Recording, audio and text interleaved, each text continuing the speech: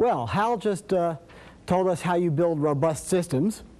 The key idea was, and I'm sure that many of you don't really assimilate that yet, but the key idea is that in order to make a system that's robust, it has to be insensitive to small changes. That is, a small change in the problem should lead to only a small change in the solution. There ought to be a continuity. The space of solutions ought to be continuous in the space of problems. The way he was explaining how to do that was, instead of solving a particular problem at every level of decomposition of the problem into subproblems, what you solve is a class of problems which are a neighborhood of the particular problem that you're trying to solve. The way you do that is by producing a language at that level of detail in which the solutions to that class of problems is representable in that language. Therefore, when you make small changes to the problem you're trying to solve, you generally have to make only small local changes to the solution you've constructed, because at the level of detail you're working, there is a language where you can express the various solutions to alternate problems of the same type. Well, that's the beginning of a very important idea. The most important, perhaps, idea that makes computer science more powerful than most of the other kinds of engineering disciplines we know about. What we've seen so far is sort of how to use embedding of languages, and of course the power of embedding languages partly comes from procedures like this one that I showed you yesterday. What you see here is the derivative program that we described yesterday. Is a procedure that takes a procedure as an argument and returns a procedure as a value. Okay?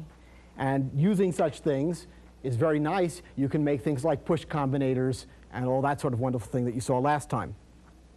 However, now I'm going to really muddy the waters. You see, this confuses the issue of what's a procedure and what is data, but not very badly. What we really want to do is confuse it very badly. And the best way to do that is to get involved with the manipulation of the algebraic expressions that the procedures themselves are expressed in. So at this point, I want to talk about, instead of things like on this slide, the derivative procedure being a thing that manipulates a procedure. This is a numerical method you see here. And what you're seeing is a representation of the numerical approximation to the derivative. That's what here. In fact, what I'd like to talk about is instead things that look like this. Okay, and what we have here, okay, are rules from a calculus book. These are rules for finding the derivatives of the expressions that one might write in some algebraic language. It says things like the derivative of a constant is 0. The derivative of the variable with respect to which you are taking the derivative is 1. The derivative of a constant times the function is the constant times the derivative of the function, and things like that. These are exact expressions. These are not numerical approximations. Can we make programs, and in fact it's very easy to make programs that manipulate these expressions? Well, let's see. Let's look at these rules in some detail. Okay. You all have seen these rules in your elementary calculus class at one time or another. And you know from calculus that it's easy to produce derivatives of arbitrary expressions. You also know from your elementary calculus that it's hard to produce integrals. Yet integrals and derivatives are opposites of each other. They're inverse operations. And they have the same rules. What is special about these rules that makes it possible for one to produce derivatives easily and integrals, why it's so hard? Let's think about that very, very simply. Look at these rules. Every one of these rules, when used in the direction for taking derivatives, which is in the direction of this arrow, okay, the left side is matched against your expression, and the right side is the thing which is the derivative of that expression. The arrow is going that way. Okay. In each of these rules, the expressions on the right-hand side of the rule that are contained within derivatives are sub-expressions, are proper sub-expressions of the expression on the left-hand side. So here we see the derivative of a sum, which is the expression on the left-hand side, is the sum of the derivatives of the pieces. So the rules moving to the right are reduction rules. The problem becomes easier. I turn a big complicated problem into lots of smaller problems and then combine the results. A perfect place for a recursion to work. If I'm going in the other direction, like this, if I'm trying to produce integrals, well, there are several problems you see here. First of all, if I'm trying to integrate an expression like a sum, more than one rule matches. Here's one that matches. Here's one that matches. I don't know which one to take. They may be different. I may get to explore different things. Also, the expressions become larger in that direction. And when the expressions become larger, then there's no guarantee that any particular path I choose will terminate, because it will only terminate by accidental cancellation. And so that's why integrals are complicated searches and hard to do. Right now, I don't want to do anything as hard as that. Let's work on derivatives for a while. Well, these rules are ones you know, for the most part, hopefully. So let's see if we can write a program which is these rules. And that should be very easy. Just write the program. See, because what I showed you is that it's a reduction rule. It's something appropriate for a recursion. And of course, what we have for each of these rules is we have a case in some case analysis. So I'm just going to write this program down. Now, of course, I'm going to be saying something that you have to believe, right? What you have to believe is I can represent these algebraic expressions, that I can grab their parts, that I can put them together. We've invented list structures so that you can do that. But you don't want to worry about that now. Right now, I'm going to write the program that encapsulates these rules, independent of the representation of the algebraic expressions. We have a derivative of an expression with respect to a variable. This is a different thing than the derivative of a function. That's what we saw last time, that numerical approximation. It's something you can't open up a function. It's just the answers. Okay? Derivative of an expression is the way it's written. And therefore, it's a syntactic phenomenon. And so a lot of what we're going to be doing today is worrying about syntax of expressions and things like that. Well, there's a case analysis. Anytime we do anything complicated, that by a recursion, we presumably need a case analysis. It's the essential way to begin. And that's usually a conditional of some large kind. Okay? Well, what are their possibilities? The first rule that you saw is something a constant? And what I'm asking is the expression a constant with respect to the variable given? If so, the result is 0, because the derivative represents the rate of change of something. If, however, the expression that I'm taking the derivative of is the variable I'm varying, then this is the same variable. The expression var.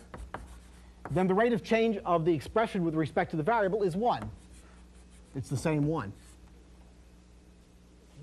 Well, now there are a couple of other possibilities. Okay? It could, for example, be a sum.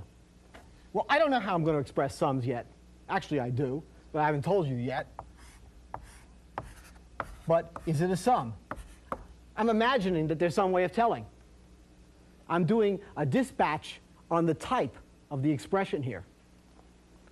Absolutely essential in building languages, because languages are made out of different expressions, and soon we're going to see that in our more powerful methods of building languages on languages. Is an expression a sum? If it's a sum, well, we know the rule for derivative of a sum is the sum of the derivatives of the parts. One of them is called the addend and the other is the augend, but I don't have enough space on the blackboard to use such long names, so I'll call them A1 and A2. I want to make a sum. Do you remember which is the subtrahend and the minuend? Or was it the dividend and the divisor? Or something like that. Make sum of the derivative of the A1, I'll call it, it's the addend of the expression with respect to the variable, and the derivative of the A2 of the expression. That's the two arguments of the addition with respect to the variable. And another rule that we know is product rule, which is if the expression is a product,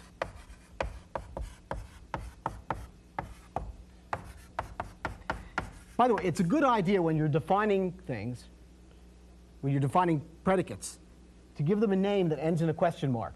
This question mark doesn't mean anything. It's for us as an agreement. It's a conventional interface between humans so that you can read my programs more easily. Okay, so I want you to, when you write programs, if you define a predicate procedure, that's something that returns true or false, it should have a name which ends in a question mark. Lisp doesn't care. I care. Then I want to make a sum, because the derivative of a product is the sum of the first times the derivative of the second plus the second times the derivative of the first. Make a sum of two things. A product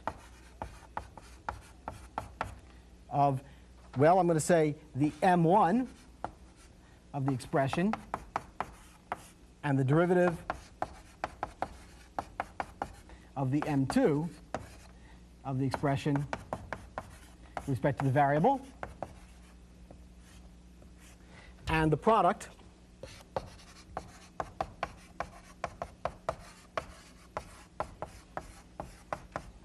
of the derivative of M1, the multiplier of the expression with respect to the variable, and it's a product of that and the multiplicand, M2, of the expression. Make that product, make the sum, close that case. And of course, I can add as many cases as I like here for a complete set of rules you might find in a calculus book. So this is what it takes to encapsulate those rules. And you see, you have to realize there's a lot of wishful thinking here. I haven't told you anything about how I'm going to make these representations. Now, once I've decided that this is my set of rules, I think it's time to play with the representation. Let's attack that. Well, first of all, I'm going to play a pun. It's an important pun. It's a key to sort of a powerful idea. If I want to represent sums and products and differences and quotients and things like that, why not use the same language as I'm writing my program in? I write my program in algebraic expressions that look like the sum of the product of A and the product of X and X, okay? And things like that. And the product of B and X and C, or whatever, make that a sum of a product. Right now, I don't want to have procedures with unknown numbers of arguments. A product of B and X and C. This is list structure. And the reason why this is nice is because any one of these objects has the property that I know where the car is. The car is the operator. And the operands are the successive cooters. Sorry, the successive cars of the cooters of the list that this is.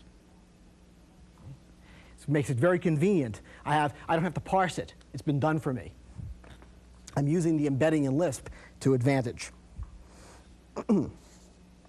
So for example, let's start using list structure to write down the representation that I'm implicitly assuming here.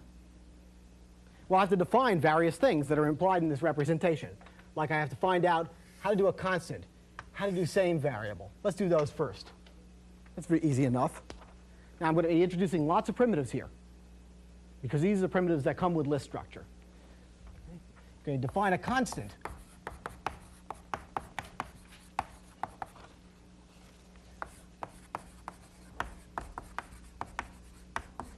And what I mean by a constant, an expression is constant with respect to a variable, is that the expression is something simple. I can't take it into pieces, and yet it isn't that variable. I can't break it up, and yet it isn't that variable. Now, that does not mean that there are maybe other expressions that are more complicated that are constants. It's just that I'm going to look at the primitive constants in this way. So for example, so what this is it says that it's the and. I can combine predicate expressions, which return true or false, with and. Something atomic. An expression is atomic, meaning it cannot be broken into parts. It doesn't have a car and a cooter. It's not a list. And it's a special test built into this system. And it's not identically equal to, EQ to, that variable. I'm representing my variables by things that are symbols which cannot be broken into pieces. Things like x and y, things like this. Whereas, of course, something like this can be broken up into pieces. And the same variable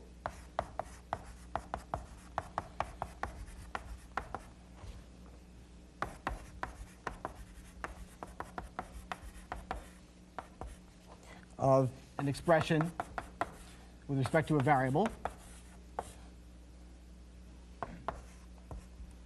okay, is in fact an atomic expression. I want to have an atomic expression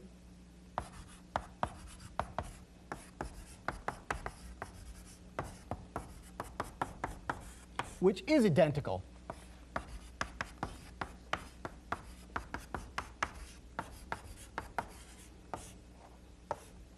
I don't want to look inside this stuff anymore. These are primitive, maybe, but it doesn't matter. I'm using things that are given to me with a language. I'm not terribly interested in them. Now, how do we deal with sums? Something very interesting will happen.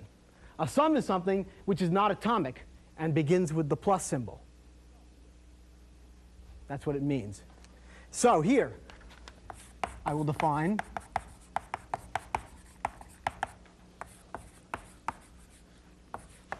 an expression is a sum if and it's not atomic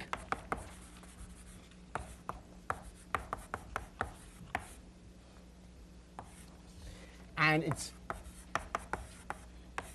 head, its beginning, its car of the expression is the symbol plus.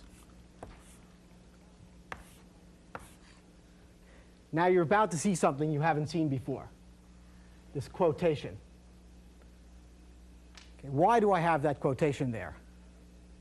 Say your name. Susanna. Louder. Susanna. Say your name. Your name. Louder. Your name. Okay.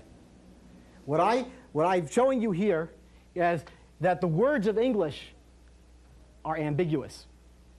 I was saying, say your name. I was also possibly saying, say your name. But that cannot be distinguished in speech. However, we do have a notation in writing, which is quotation, for distinguishing these two possible meanings. In particular, over here, in Lisp, we have a notation for distinguishing these meanings.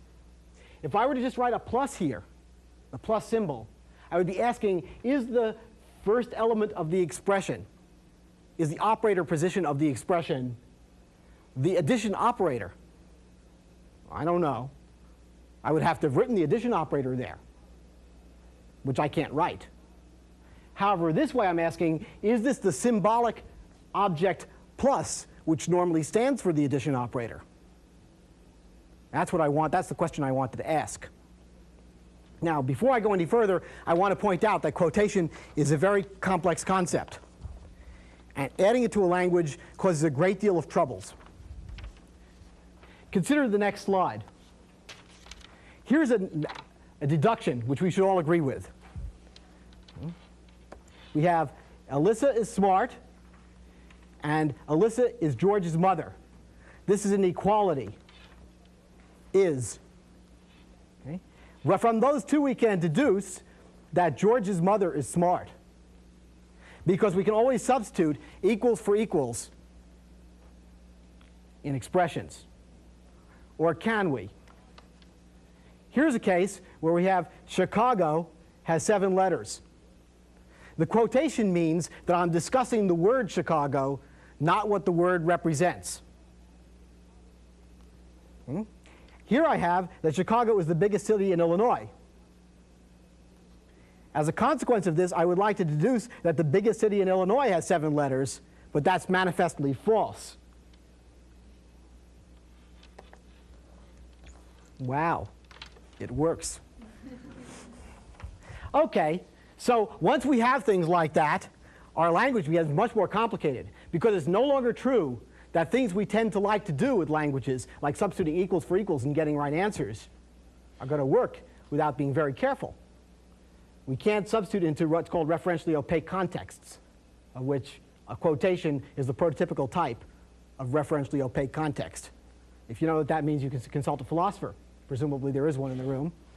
In any case, let's continue now that we at least have an operational understanding of a 2,000-year-old issue. It has to do with name and mention and all sorts of things like that. I have to define what I mean, how to make a sum of two things, an A1 and an A2. And I'm going to do this very simply. It's a list of the symbol plus and A1 and A2. And I can determine the first element, define A1 to be cater. Oops.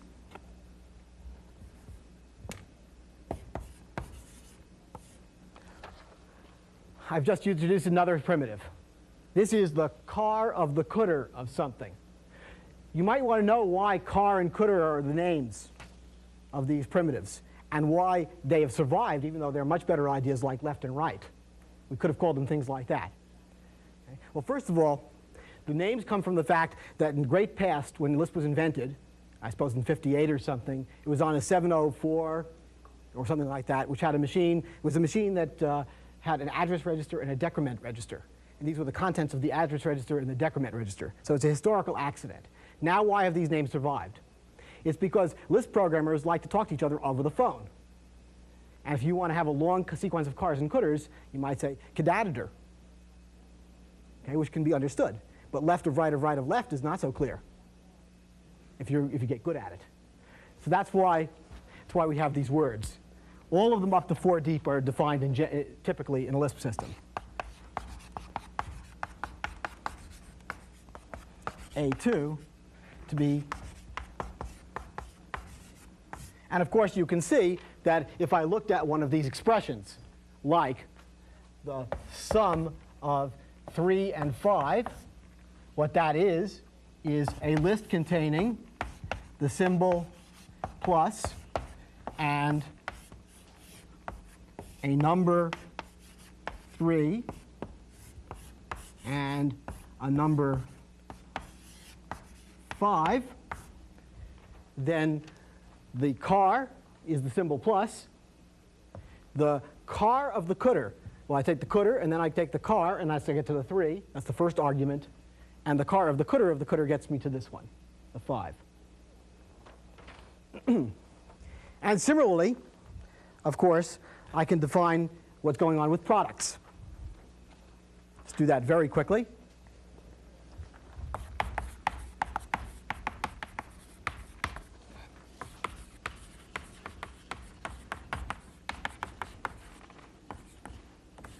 Is the expression a product?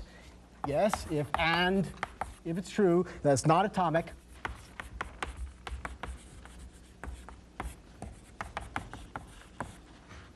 And its EQ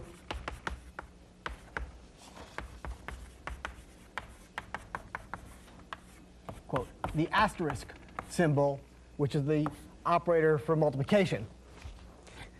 We need to make a make product.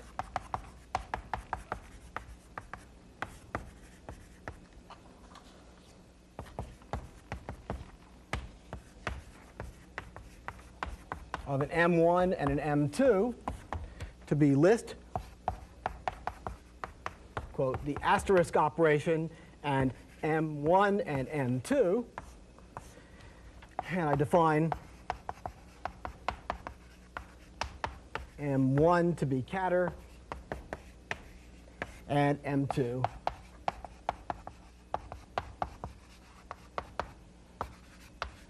to be cateter. If you get to be good list programmers, you start talking that way. You cut everything down, lists, and const them up, and so on. Now that we have essentially a complete program for finding derivatives, you can add more rules if you like. What kind of behavior do we get out of it? I'll have to clear that x. Well, supposing I define foo here to be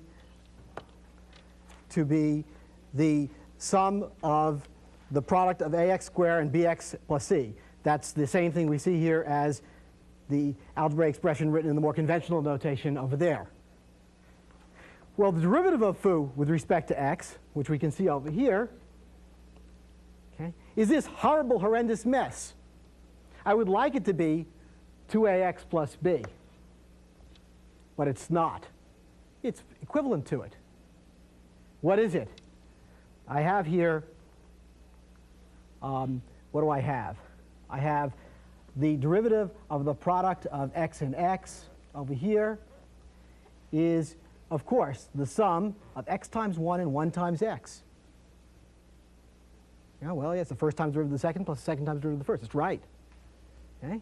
So that's 2x, of course. A times 2x is 2ax plus 0x squared doesn't count, plus b over here plus a bunch of zeros. Well, the answer is right, but I'd give people takeoff points on an exam for that. Sadly enough. Let's worry about that in the next segment. Are there any questions? Yes? If you had left the quote off when you put the plus, then would that be referring to the procedure plus, and could you do a comparison between that procedure and some other procedure if you wanted to? Good question. If I had left this quotation off at this point, okay? If I had left that quotation off that point, then I would be referring here to the procedure, which is the thing that plus is defined to be. Okay? And indeed, I could compare some procedures with each other for identity. Now, what that means is not clear right now. I don't want you to think about it, because I don't know exactly what it would mean to compare procedures. There are reasons why that may make no sense at all. However, the symbols we understand. Okay? And so that's why I put that quote in. I want to talk about the symbol that's apparent on the page. Any other questions? Okay. Thank you. Let's take a break.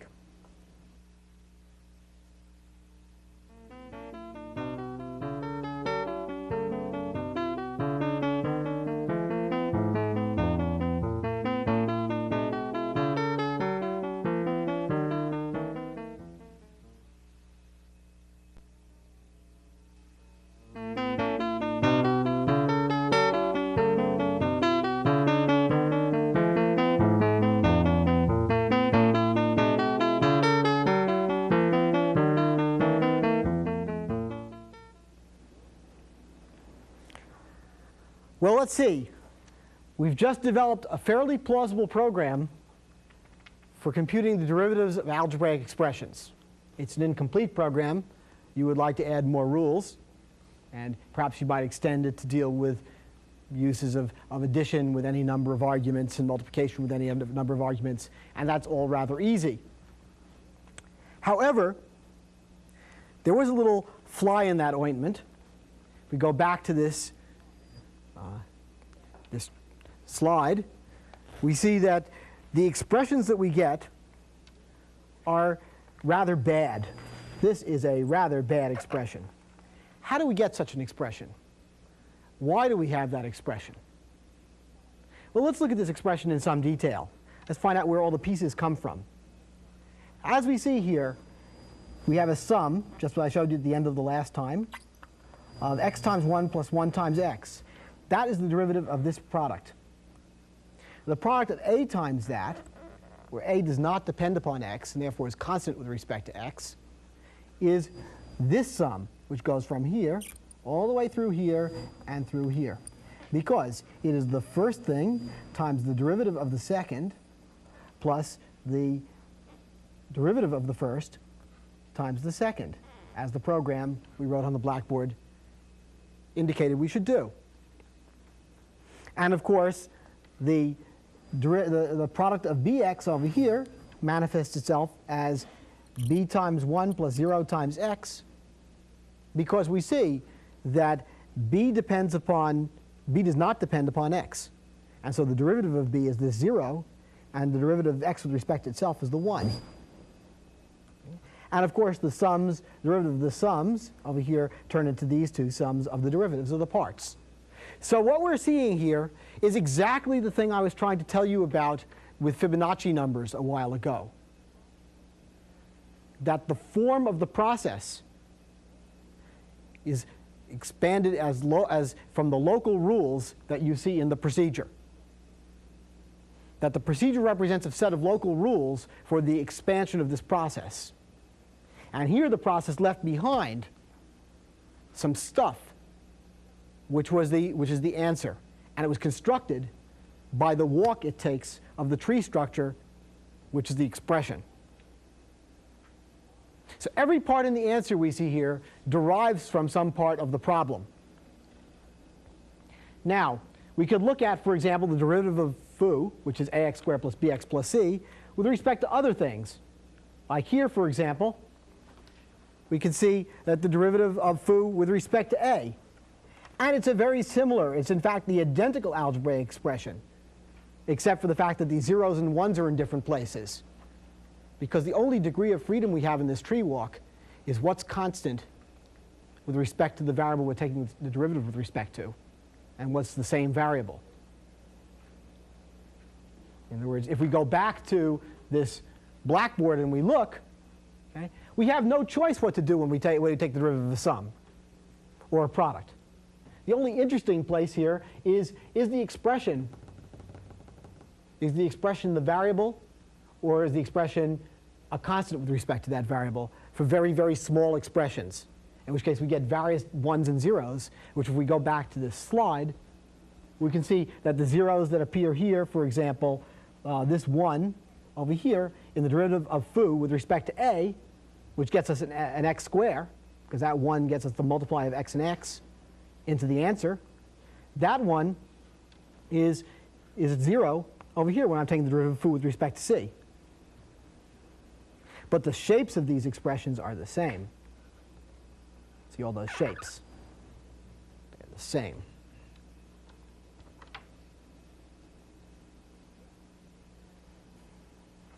Well, is there anything wrong with our rules? No, they're the right rules. We've been through this one before. One of the things you're going to begin to discover is that there aren't too many good ideas. Right? When we were looking at rational numbers yesterday, the problem was that we got 6/8 rather than 3/4. The answer was unsimplified. The problem, of course, is very similar.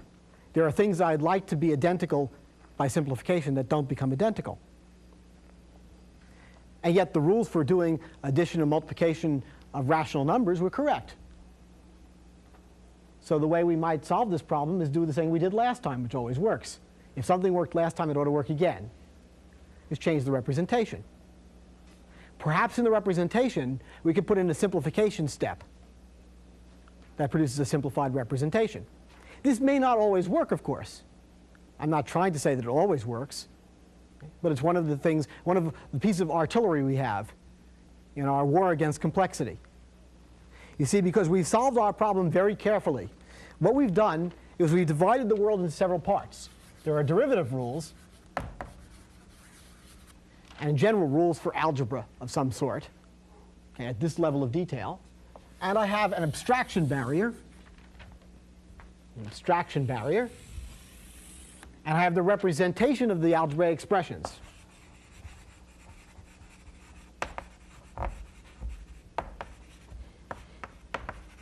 list structure. And in this barrier, I have the interface procedures. I have constant. I have things like same var.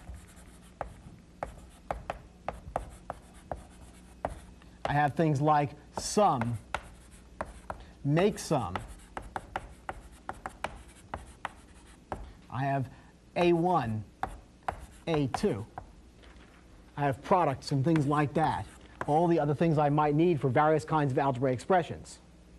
Making this barrier allows me to arbitrarily change the representation without changing the rules that I've written in terms of that representation. So if I can make the problem go away by changing the representation, the decomposition of the problem into these two parts has helped me a great deal.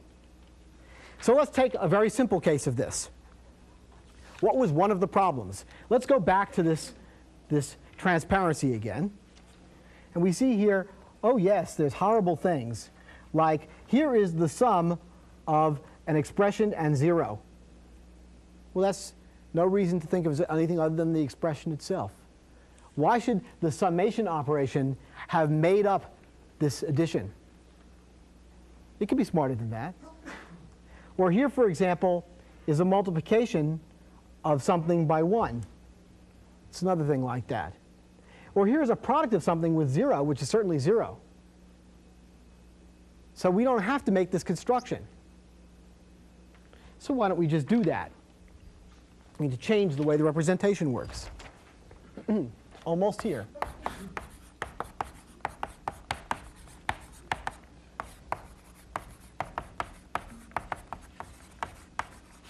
Make some. To be. Well, now it's not something so simple. I'm not going to make a list containing the symbol plus and things unless I need to. Well, what are the possibilities? If I have some sort of cases here, if I have a numbers,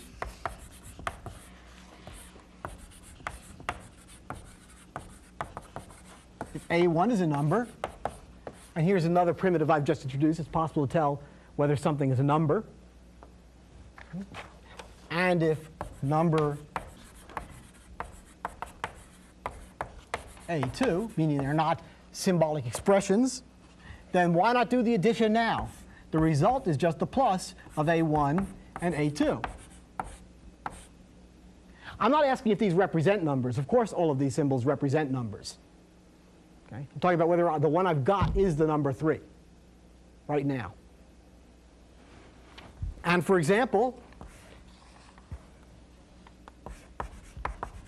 supposing A1 is a number,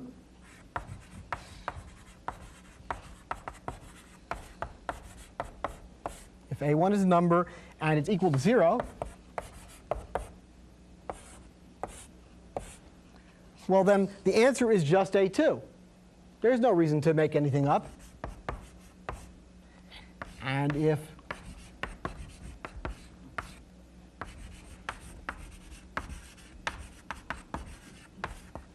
A2 is a number and equal A20,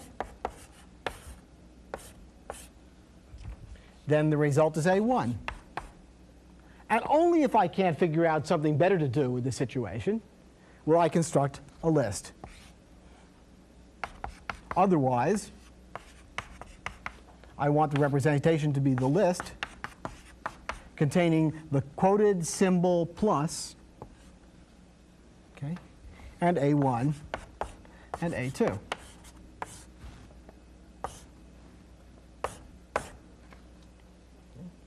And of course, a very similar thing can be done for products. And I think I'll avoid boring you with them. I was going to write it on the blackboard. I don't think it's necessary. You know what to do. It's very simple. But now let's just see. Let's just see the kind of results we get out of changing our program in this way. Well, here's the derivatives after having just changed the constructors for expressions. The same foo, ax squared plus bx plus c. And what I get is nothing more than the derivative of that is 2ax plus b. Well, it's not completely simplified. I would like to collect common terms and sums. Oh, that's more work. And of course, programs that do this sort of thing are huge and complicated. Algebraic simplification is a very complicated mess. There's a very famous program you may have heard of called Maxima, developed at MIT in the past, which is, I don't know, 5,000 pages of Lisp code, mostly the algebraic simplification operations. But that's there we see the derivative of foo with respect to x is at least something I wouldn't take off more than 1 point for on an elementary calculus class. And the derivative of foo with respect to a, well, it's gotten down to x times x, which isn't so bad. And the derivative of foo with respect to b is just x itself. And the derivative of foo with respect to c comes out 1. So I'm pretty pleased with this. Okay. What you've seen is, of course, a little bit contrived, carefully organized example to show you how we can manipulate algebraic expressions, how we do that abstractly in terms of abstract syntax rather than concrete syntax, and how we can use the abstraction to control what goes on in building these expressions. But the real story isn't just such a simple thing as that. The real story is, in fact, that I'm manipulating these expressions, and the expressions are the same expressions, going back to this slide, as the ones that are Lisp expressions. There's a pun here. I've chosen my representation to be the same as the representation in my language of similar things. By doing so, I've invoked the necessity, I created the necessity to have things like quotation, because of the fact that my language is capable of writing expressions that talk about expressions of the language. I need to have something that says, this is an expression I'm talking about, rather than this expression is talking about something, and I want to talk about that. So quotation stops and says, I'm talking about this expression itself. Okay. Now, given that power, if I can manipulate expressions of the language, I can begin to build even much more powerful layers upon layers of languages. Because I can write languages that not only are embedded in Lisp, or whatever language you start with, but languages that are completely different, that are just, as we say, interpreted in Lisp or something like that. We'll get to understand those words more in the future. But right now I just want to leave you with the fact that we've hit a line which gives us tremendous power. At this point we've bought our sledgehammer. We have to be careful on to what flies we apply it. Thank you.